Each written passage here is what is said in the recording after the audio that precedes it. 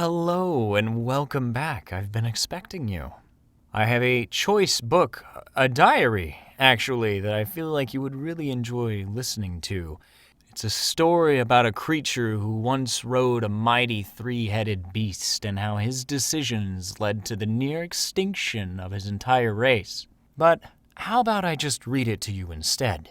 Sit back, relax, and listen. As far as I know, nothing has ever been written about my people. The words I write here may be the only record of us. No one else is to blame. We brought it on ourselves, and I, more than anyone, am responsible for what came to pass. Long ago, we lived on a world with no stars in the sky. It was a simple, beautiful world, and we had no reason to war each other. There were no enemies, threats, or lies, and we were at peace with all creatures, including the great Gurs, huge creatures that roam the marshes.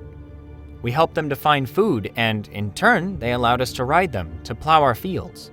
We looked after their eggs, which was hard on many of us. While we longed to have children, our bodies had become infertile. No child had been born for decades, and soon the youngest of our people would be past childbearing age. One night, when all 3 moons were clear in the sky, a shadowy figure appeared on the outskirts of our settlement. When we approached him, he would disappear. When we called to him, he would not answer. After a time, we grew accustomed to his watching. We returned to tending the Gurs, riding them as we plowed our fields. Eventually, the shadowy man approached us. He spoke as if several voices were speaking at the same time. I have an offer for your people.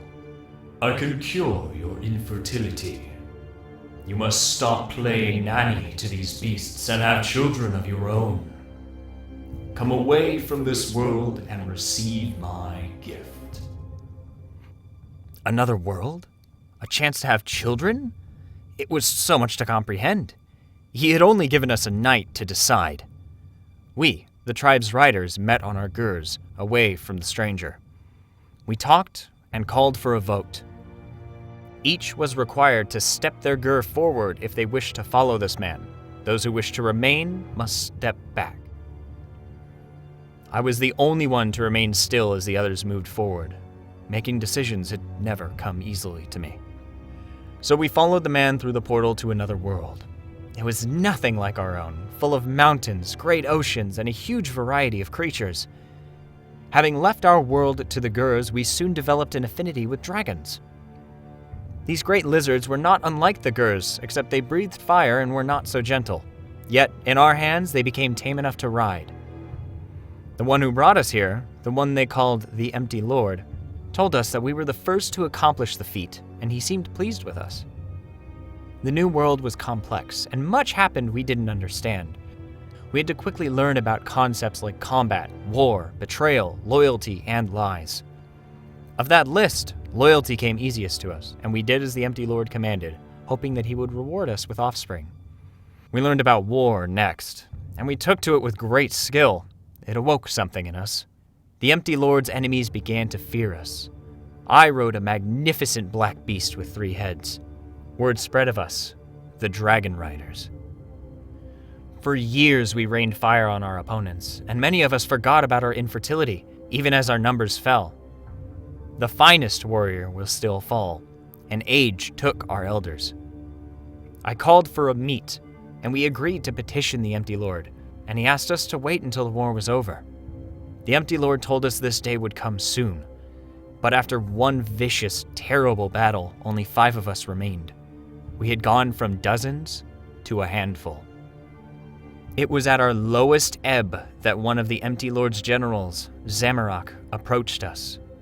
He had been growing in power and influence and had a reputation for making promises that the Empty Lord could not hear. That day, he offered us the one thing that the Empty Lord had never delivered, in exchange for 2 of our number to become his personal bodyguard. We agreed that Morvanin and Apropos would join him. If the Empty Lord did not make good on his word, perhaps Zamorak would. A week later, Morvanin and Apropos returned to us. They had flown all evening to give us the news.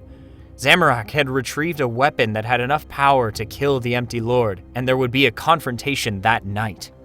Apropos said, "We must ride with Zamorak. The Empty Lord is never going to honor his deal with us. If Zamorak becomes a god tonight, will be rewarded for siding with him. Morvenin had already mounted her dragon, ready to fly. "No, we can't risk our lives allying with Zamorak," said Ablenkian. "The Empty Lord has promised us offspring after the war.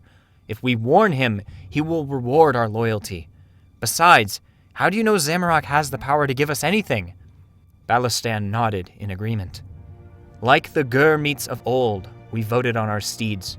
Ablenkian and Balistan's dragons belched fire into the air. Morvanin and Apropos' dragons steamed fire to the ground. My dragon stood, sullen, unmoving, undecided. We cannot risk the fate of our race. If we gamble on either side, we could lose everything. We must hold on to what we have and do nothing. The victor wants us on his side. We can control dragons, and he will forgive us for not intervening, I said. We argued, we fought, we voted countless times that night, but none of us would change our stance. We argued until the sun rose, but I was confident that the victor would welcome us back to him and cure us of our sickness.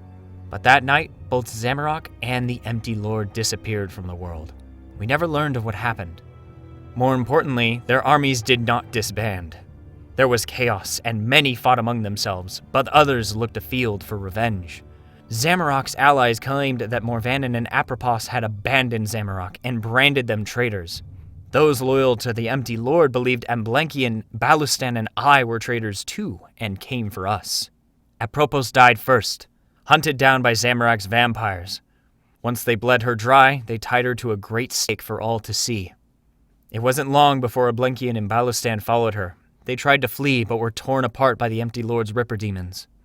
Morvanin was able to outride Zamorak's Helldogs for a week or so, before a lone arrow knocked her from her dragon. She was devoured by the pack, and I, for the first time, was alone.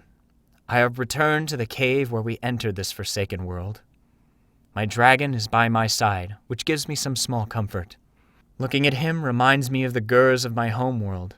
I wonder if they have survived without us.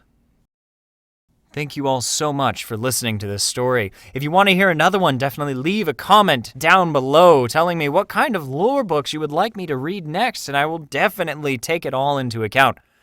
This one was actually a previous suggestion. But as always, if you liked what you heard, please leave a like, subscribe if you haven't already, and definitely join the Discord for more. Thank you again, and have a good day.